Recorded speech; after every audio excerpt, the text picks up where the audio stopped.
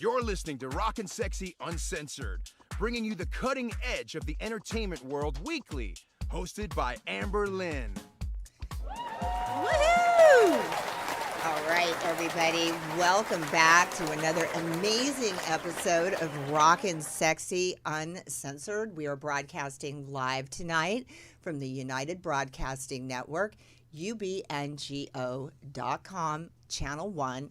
We are also live streaming tonight on our blog at Rock-N-Sexxy UnCensored.com. So make sure you remember that and you tune in. I'm your host, Lynn, and it is my pleasure to be here with you guys tonight. Joining me in the co-host seat is Joe Williamson Management. Thank you so much for having me.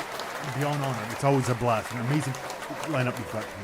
That's right, we do. And welcome back, Joe. I know you've had an exciting week. You had like Comic-Con and you were working on a movie production and all kinds of stuff going on, right? No, I've been very blessed. And also recently the city gave me an award for my work with the community and supporting community and also in the business. So I've been very honored and blessed. Wow. That's amazing. Oh, thank you so much. You're very Congratulations. So it's like a Model Citizen Award, right? That and for my business, you know, and also for helping the community. It's a combination of things. Congratulations. Thank you so much. That's amazing. And I know Joe means business, right, guys? That's so funny. Anyway, joining us in the second half of our show tonight, we have rock metal band Eden Muir.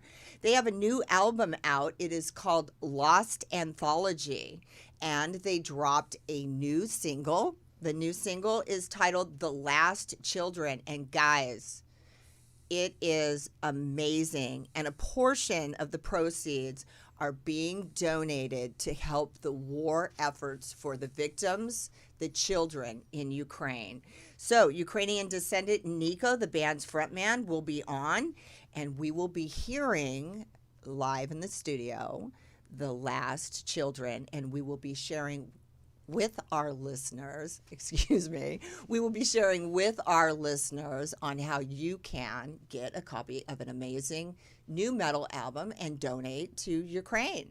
So lots of things going on, but live in the studio right now, we have an amazing guest. Joe, what do you think? Brilliant award-winning actress and now award-winning author as well.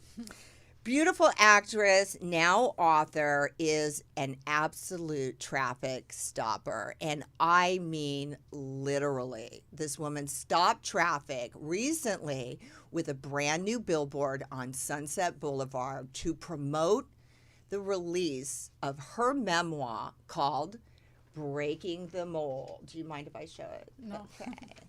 This is her new memoir. It's called Breaking the Mold. Her story of her journey as a first-generation daughter of Mexican immigrants who earned a master's degree in social work, and then she came to Los Angeles to pursue a prolific and successful career in acting, and here she is today. Some of her notable film credits include Bullet opposite the legendary Danny Trejo, and some of her more recent films, Fake News With Eric Roberts, Marty Cove, John Savage, incredible cast.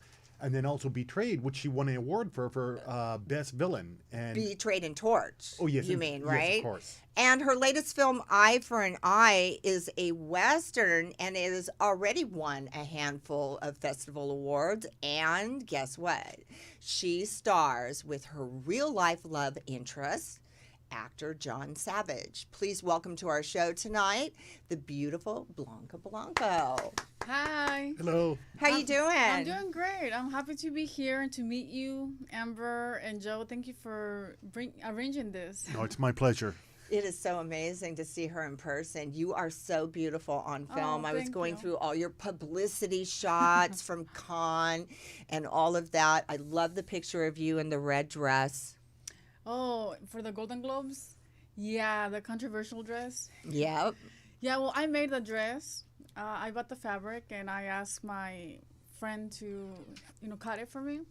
And so, This is the one with the red cutout. Yeah, it was at the Golden Globes, and everybody was wearing white, black, and I wore red. So yeah, that So what were they talking about you for not yeah following? Well, there was no dress code. It was just that some nominees were gonna wear black. Well, I'm not a nominee, and I thought, well, that would be weird if I show up with the black dress, and then I'm not a Oh, nominee. everybody was going to wear the same color dress. Well, it wasn't a dress code, so some nominees were gonna wear black to protest. And so, well, I'm not a nominee, so why would I be wearing black? That's like kind of silly, right? What were they protesting? Me Too. Me Too. Oh, the Yeah, Me the Too. Me Too. I remember that. A Yeah. lot of you guys will remember that. The big Me Too movement, right? Yeah. Where everybody wore black. Yeah. Yeah, and so I did call the office, the Golden Globes office, and I said, I heard there's a dress code, and they're like, no, there's no dress code. Some nominees are wearing black, but you can wear whatever you want. I'm like, oh, okay, because I have a red dress, and I don't want to, if it's a dress code, I don't want to come with a red dress. Well, I arrived there, like I get dropped off on the red She looked carpet, amazing. and I felt like I was like, like the walk of shame when you're walking out, like, oh God. There's the dress. They just showed it. And everyone is wearing black, but there were other people that were wearing color, but I was the headline, and so I guess they liked it. I don't know. Obviously not. I mean, it was like I received death threats, everything for months. You received a death threat for Many. wearing a dress. Yeah. And so much hate emails, everything. It was really crazy. Isn't that amazing? I mean, Yeah. only in Los Angeles or only in Hollywood, right? Exactly. That stuff like that there's happens. There's so much stuff going on, and it's like they're really, because I wore red. My mom, she saw me in the Spanish channels, in the news, and she's like, oh, they're saying that you wore a different color. And my mom is like, well, how silly. Why would you wear the same color as everyone else? That's what I said.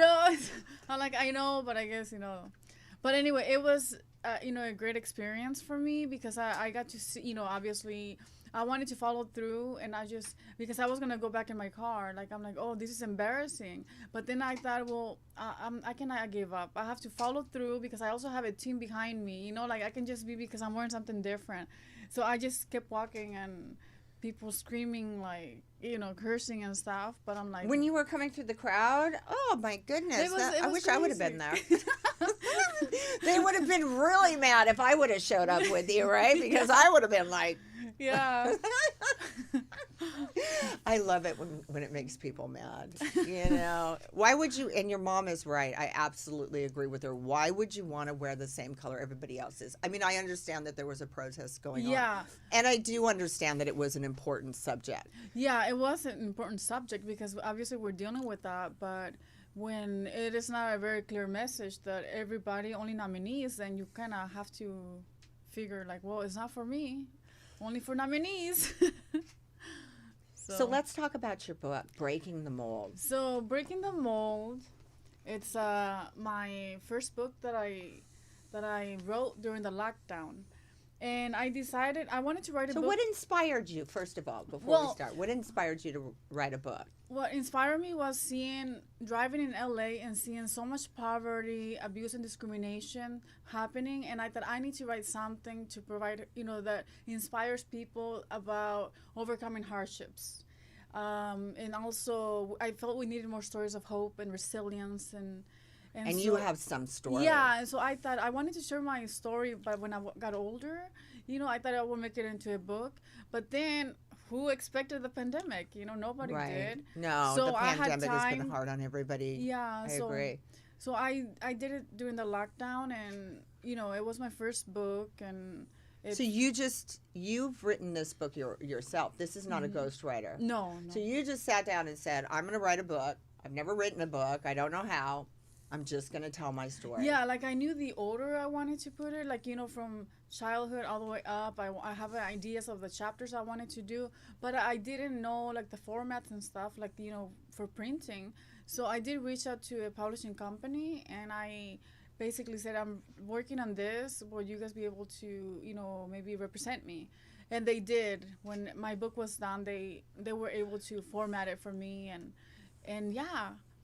Well, you have an amazing story, and I hope you don't mind talking about it. I did see parts. I didn't read the whole book. I didn't have time. But last night, as I was going through your story, we have some similarities from our childhood. Some of the same things happened, and there's a story in your book that is. It's something that you put out about the book, and it talks about how you were heavily disciplined as a child, and you had some abuse. Yeah. Can you talk about that? Yes. So growing up, I was born here in the U.S., but then we moved to Mexico, and when I was 9 years old, we moved to Washington State. So we lived in a car garage for 2 years. We didn't have water. I mean, we had no hot water. We had no electricity. Like, we had a little toilet, but it was just a car garage, and you would, the walls were so thin, you can, the ice will form, and you had like, I would go to sleep with 4 coats or 3, with beanie hats and gloves, and we were 6 at that time.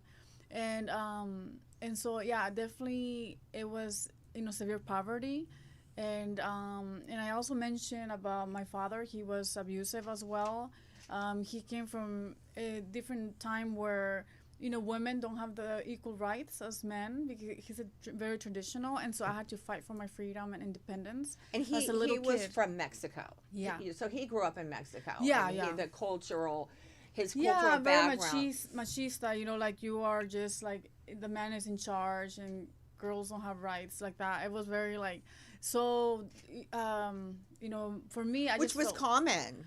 Yeah, it was normal for him because he grew up in that environment, but then you come here and it's like, no, this is not the way it works here. And plus it didn't work for my belief system either, because I just felt that I wanted to do something with my life. I knew that living in poverty motivated me to reach for my goals, because I knew that the only solution to overcome those barriers was to get an education. That's why I went to college. Before you talk about your education, I just have a question for you. Have you forgiven your father for the stuff that happened when you were a child? I know there was a story about you being beaten with a horsewhip and other things like that. Have you ever have you gone and done the work? Have you come to terms, and have you how has this affected you in your older life? Well, I mean, definitely, like, I tried growing up to be able to understand that it wasn't my fault what was happening, that it was something that obviously he has issues. I wanted to make sure I didn't have, like, a messed up life in the future, because everything affects you when you're a child. Absolutely. So I definitely place boundaries. So in order to heal, sometimes you need boundaries, and that's what I did. But you still have a relationship with your father today. So yeah, we still have a relationship. Okay. Well, that's wonderful that you've been able to go back and you've created like a new relationship to your family, because I heard that you immediately opened with talking about your mom. Yeah. How is your relationship with your mom today? Well, she was, my rock, and she passed away a year ago before I released the book. And so she, I would read to her the chapters, and she would sometimes give me details that I forgot, like when we live in the garage. And I'm like, wow, I can't believe I forgot that part. That's like very like, like really like messed up, But she was her dream was to, have it in Spanish too. So I will be making it in Spanish. But she passed away just before I released it, and not from COVID, like it was from heart problems. So definitely, she was my rock, my inspiration. So the book is dedicated to your mother? Yes. That's beautiful. The book, everybody, is called Breaking the Mold. And I know that she has, like myself, she has a backstory. And she had a hard upbringing. And there was a lot that happened to her that may have stopped somebody like you or me or any of us from growing up and pursuing our dreams. I mean, children are damaged, and how you come out of these types of things is what kind of person you become. Yeah. But it never leaves you. It's a part of you forever. Yeah. So you did not let it stop you. No, I definitely knew that. One thing that I learned was that if I look at my problem and like allow it to stop me, like, okay, the situation, if I saw it as a problem, then it was really heavyweight. But if I saw it as a barrier, so then I would challenge myself to push forward. You know, like, okay, I'm going to challenge myself to do this. I will take goals, little goals, to be able to, you know, not to get overwhelmed with changing my environment, but just taking little steps. And that's what I talk in my book about, you know, goals, like focusing on goals and breaking them down into small parts.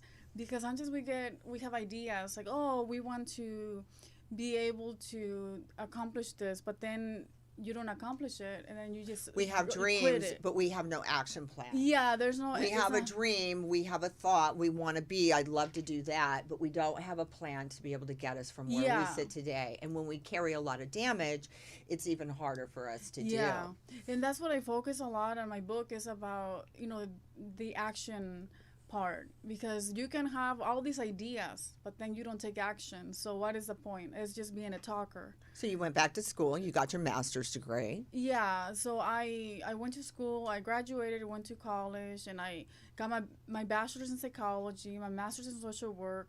And at the same time, I was doing acting classes, doing theater, doing plays, just doing whatever I could to stay active in that field. But when I knew that I didn't want to repeat history either. And I'm like, I need to have my foundation before I moved to LA.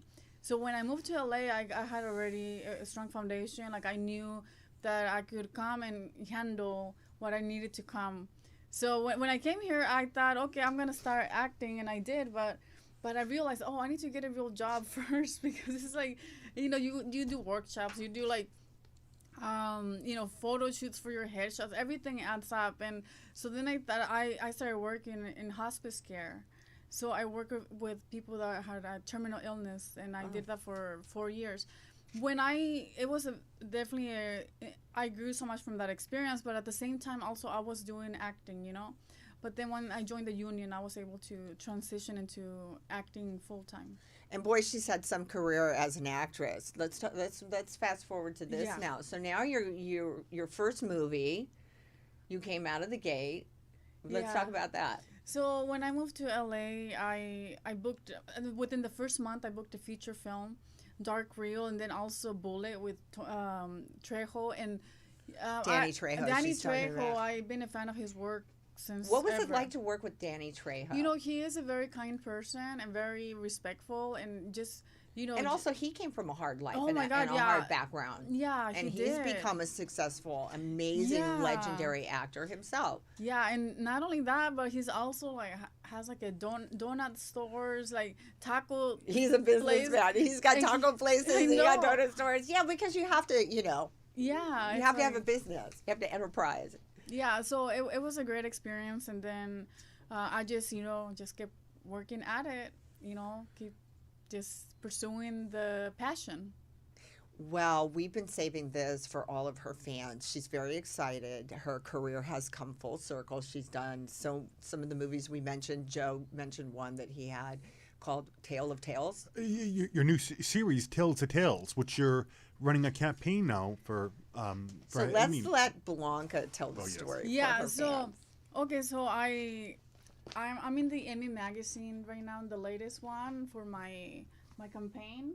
So my category is Outstanding Supporting Actress in a Drama Series, and it's my first. I've been here doing acting for 14 years. This is the first time my work There's a is picture. recognized with the Television Academy, and so I'm in that category. So I'm on the ballot. So any Emmy members, voters, please check out category 69. And how can your fans support you in this? Well, they could, you know, reshare. I have on my social media, I have posters of my campaign. They could reshare it, and maybe, you know, a voter will see it. But just, you know, I appreciate I have so much engagement with my fans on my social medias that I just, you know, keeping everyone updated and whatever they can, you know, reshare.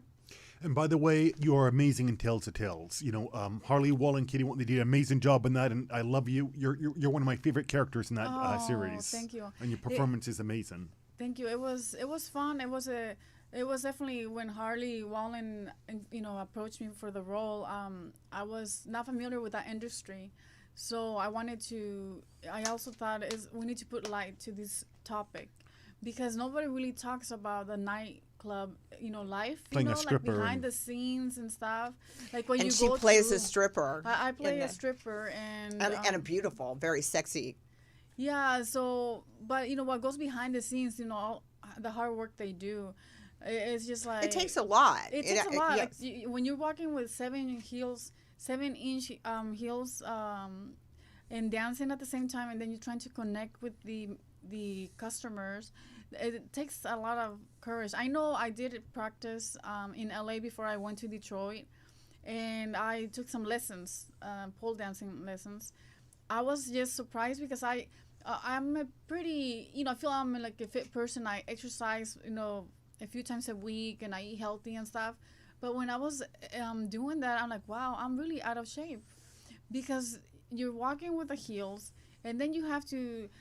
I was bruised all the time. I'm like, wow, and I can believe. So if I ever, It is not then an they give easy you a life, dollar. believe me. And not only that, but imagine doing it and like being one of the girls who are in the club who are actually only getting like $5 or $10 a song to like go through all of that for a it's like customer, and so- then having to go out and like do a 2-for-1 or something like Yeah. that. I mean, you're getting paid as an actress Yeah. a completely different amount of money than the girls are earning in the club. And my hat's off to all the girls. I've been a dancer myself in my life, but my hat's off to all the girls, to all the dancers out there. Yeah. Demi Moore also did a movie, Stripper, wasn't it called? Striptease, yes. Striptease. And it was amazing. And she said the same thing. Getting ready to be able to show up and portray a dancer was just so much work for her. One of the things I want to talk about is working with your real life partner. Is he your partner, husband? Partner. Your partner. Yeah. Your love interest in film. So you have a film out with your love interest, actor John Savage, and I'm sure some of you guys know who that is, right? A true legend. Right? A legendary actor. And so how many films have you done together? What's your favorite? So, Tell us well, about it. my favorite one is Eye for Eye that we just did together. It's out on Amazon Prime, and I play a rancher. And it's been fun because it's nice working together because we really separate our relationship. We're professionals, so we just like do our work. We don't really bug each other when we're working, only if we have to for when we're filming. Like we. Did you have like a love scene where you guys have a romantic interest in the no. film, or just separated roles? The character did did want that, but I was in love with Oh, that's too another bad, guy. because Joe Williamson kept saying in the car, make sure you ask her how he rates as a kid. What is it? How he rates So how as do a you rate kisser. John as a kisser? How do you rate John as a kisser? We're dying to know. What is the scale? From 1 to 10. From 1 to I 10. will say 10. You would say a 10? Yeah, he's a great kisser. Have you ever had to kiss him on screen? I don't think so, but I have kissed other guys on screen, and he's there in the scene. And he's there in the scene. He's okay with it, right? I would be okay with it. We're but professionals, you know me. you know. Right. That's amazing. Well, it's like we understand, the work. It's like it's part of I was our just wondering business. if it was different on screen as it was in, real life, because I know that there was like a big story. I remember Tom Cruise and Nicole Kidman were married, and they did a movie together called Eyes Wide Shut. And there was a big story around it, how they didn't have any chemistry in the movie, and that they thought that that's why the movie didn't do well. And I said, it's got to be really hard to leave everything at home and then come to the set and have to, climb into a role together. But Yeah, you definitely have to separate your life, your personal life, and be there with what your task, because you can't really be there and be as a couple, because then you're not ready. You're not in character. right. You're like. And when you someone- climb into character, it is like that, where you just become the character, and that completely separates you from who you are in your real life. Well, how can your fans get your book? So Where can you go buy her book? you can get my book at Barnes & Noble, and also you can order on Amazon, because I know nowadays Amazon has, it's perfect. In 2 days it's delivered. So you can definitely get it there. And then also it's in like about 50 bookstores all over the country. And it's been bestseller in many of the places. So it's been a wonderful experience. like people ask me, oh, so you're gonna be an author now? Like you're not gonna do acting? I'm like, no, I just wrote it because during the lockdown, we needed a message of hope. And Are you doing a book tour? Maybe? yeah, I actually started my book tour in France. So your fans can actually come and meet her in person, pick Yeah. up a copy of her book, and get it autographed. Yeah, and also I just finished a book tour in Washington State for the universities and high schools and elementary school. So I get a lot of the people that are listening to my interviews. My presentations. Like I get a lot of people that are crying during it, and I'm like, oh my God, what am I? I wonder what's going on. Okay, so then I just realized now they have counselors when we talk, because it is very heavy stuff, and a lot of people, especially that the students that I've been seeing, a lot of Latinos, they're experiencing the same challenges that I experience, and then they just feel inspired that maybe they can change their life trajectory. What advice do you have for the dreamers today that are here in California? Because I know that they've had this big thing going on where they may overturn the dreamers, and then they fought and they brought it back, and they're not sure about what's going on. And then all of these children that are being taken from their parents at the borders and being kept away from their families. Yeah, it's heartbreaking. I mean, I It couldn't is believe absolutely heartbreaking. the images of the babies, the kids that were being in the cages, and they were using foil as a blanket. It is very disturbing to see, because it's like, really, that's happening. And dreamers, I know many people that benefited from that program, and I just keep in mind that there's keep moving forward. Like no matter what the challenges are, like you are in control. You can, if you have some obstacles, you can just there's other options as well. You can apply for scholarships. You can don't let anything stop you, because once you stop, then it stops. Like it is up to you. Well, congratulations. It's amazing how far you've come and all of the things that are going on for you. She just got back from Cannes. She's got a billboard up on Sunset Boulevard. Where is it at? Oh, it's on Sunset and Myrtle. Sunset And and it Marl. was- You just and- look up and there she is. Yeah. And let's give all your fans how they are going to follow you on social media, because of course she's got all of her links. Do you have a website? Yeah, and one more thing I wanted to mention about my book is that if you go to the title page, you're gonna see a little bunny. It's kind of small, but that's my little bunny. It's a real bunny. I had her for 4 years. She's my pet. So she's That's amazing.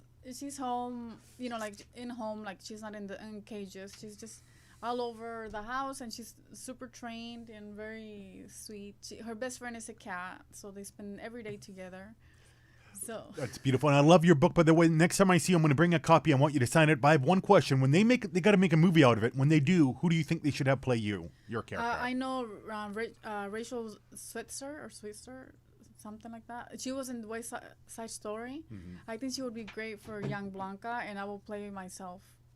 Yeah. That is amazing. But yeah. And all these people, all these kids that are out there today, do not give up on your dreams and hold on, because no matter what is going on today, look what can happen for you tomorrow. I mean, if you want to be an actor, then go out there and pursue it. If you want to go get your master's degree, go out there and pursue it. You can do it. Yeah, Blanca did. Yeah, don't let anything stop you, because you are able to achieve what you want. You just have to be patient and stay focused. That's an amazing story. No, that's beautiful. And my other question, I have another question. What's your next book gonna be? So I'm working right now on the next book, but I really don't have a date, But also, I wanted to let everyone know that you can follow me on Instagram, Blanca Blanco Actress, or on Twitter, Blanca Blanco, or Facebook. But I don't think Right here many at the people bottom have of your Facebook. screen, there is where you can follow her. Oh now, yeah, you can go correct? on my website, blancablanco.com, and you can get all my social medias there. We got a call? Okay. So next up, guys, joining our show, we are going to be having a very special guest. They're going to be dropping from their new album called The Lost Anthology.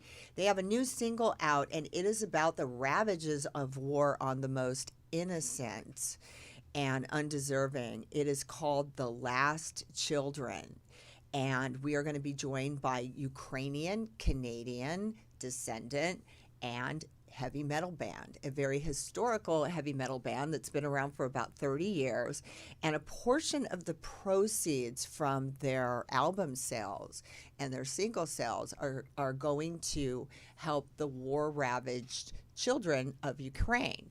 So we're going to be playing their single, and we're going to be helping our listeners know how you can go out there and get a copy of a great new metal album and donate to Ukraine. So as soon as he makes it onto the show, we will be cutting right into that. And in the meantime, everybody's got something going on, and I'm just so proud of you.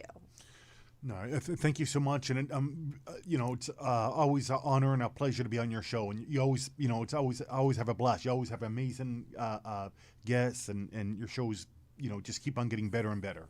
Thank you, Joe. It's My good pleasure. to have you back on the show as well. So, what's up for you next? So next is I'm making my Breaking the Mold into a series. So that's something that I'm working on A right TV now. series? Yeah. Or Yeah.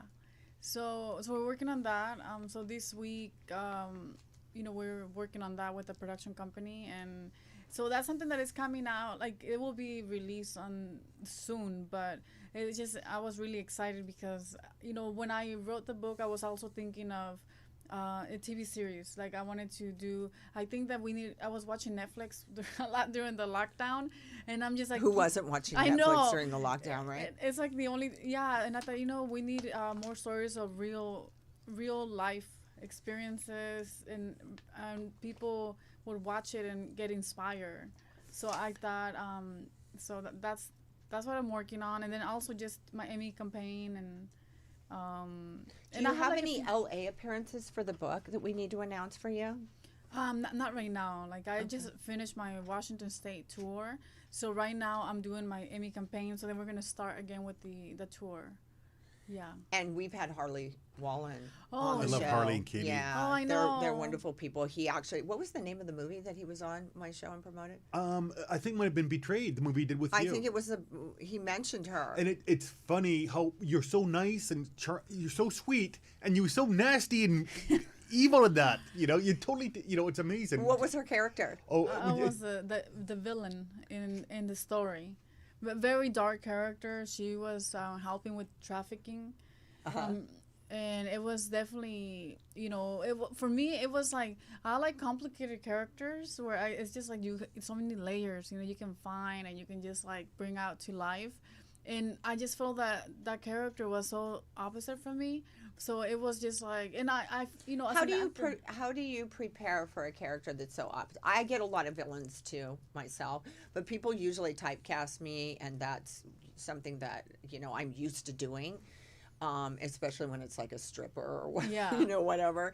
But I'm used to doing that, so I have like an automatic. But when somebody throws something at me that's totally the opposite of who I am, how do you prepare to do that? Well, the main thing is not to judge the character, or like, for example, my character was obviously a person that it wouldn't be socially acceptable in this society to have someone that traffics, and so you have to detach your societal values and just focus on the intention of the character, the goal for the scenes, and basically I just focus on just like the acting part, like understanding the.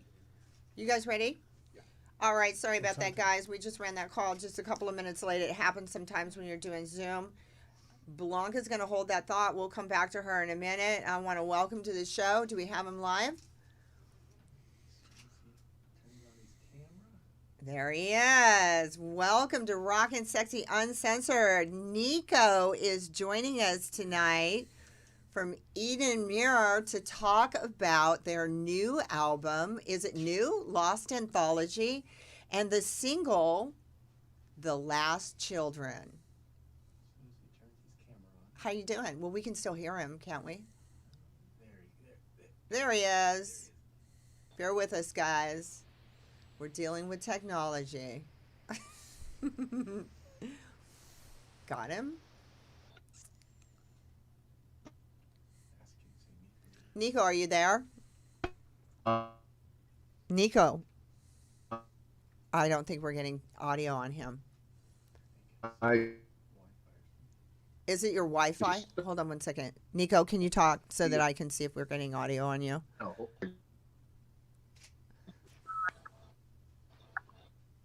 Are you there? Okay, I'll tell you what. You guys work on the audio, and this is what we're going to do. We're going to flip this, and I'm going to go ahead and play the song, the Last Children, off of the album, The Lost Anthology, and we'll come back to Nico after they work on this sound for a minute. Let's go ahead and do that. Yes, I'm here. Got it? Oh, I got bad off here or what?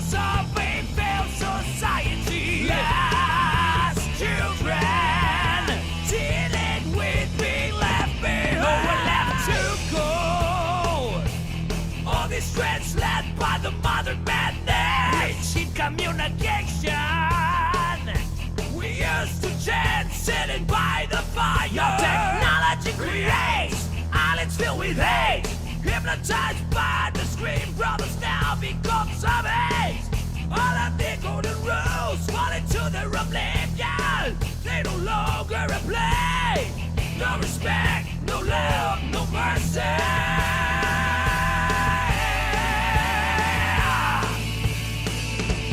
They're the last children facing the end of the line. Last children hiding in the shadows of life. Last children, lost sons of a failed society. Last children, dealing with being left behind.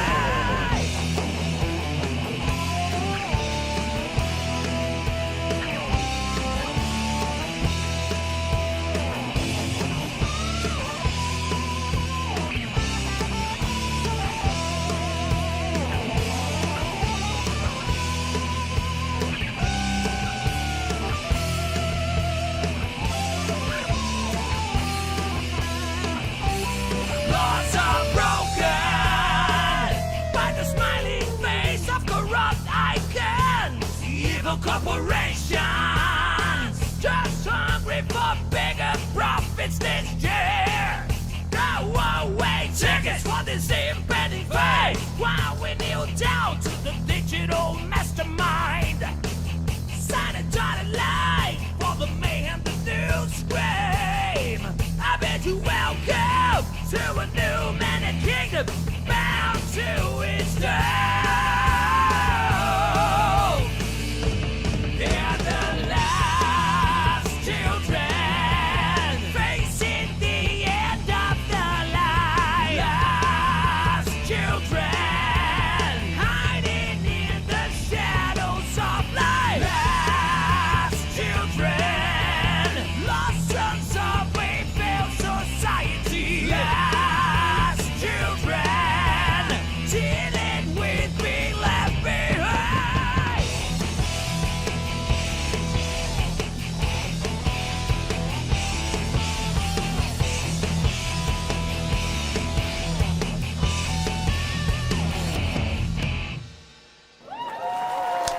Wow, that was great. That is the Last Children off of the album, The Lost Anthology. And now joining us live via the telephone is Nico, the front man for Eden Muir. How you doing, Nico? Are you there? Nico. I'm doing great. Are you, did you call in on our live line now, or are you back on the Zoom again? Yes, I did, yes. You did? Yeah, Okay, because it I looks have like the we're trying to video pick you going, up on Zoom, and we're starting to see a picture of you in the corner over there. Yeah, my apologies to everybody out there. This is the first time that we've had a Wi-Fi problem in the studio, so technical stuff does technical things. Yeah, what can my we say? apologies, my But it's good to have you on the show, and the song is great. I love it, and Thank you, appreciate that.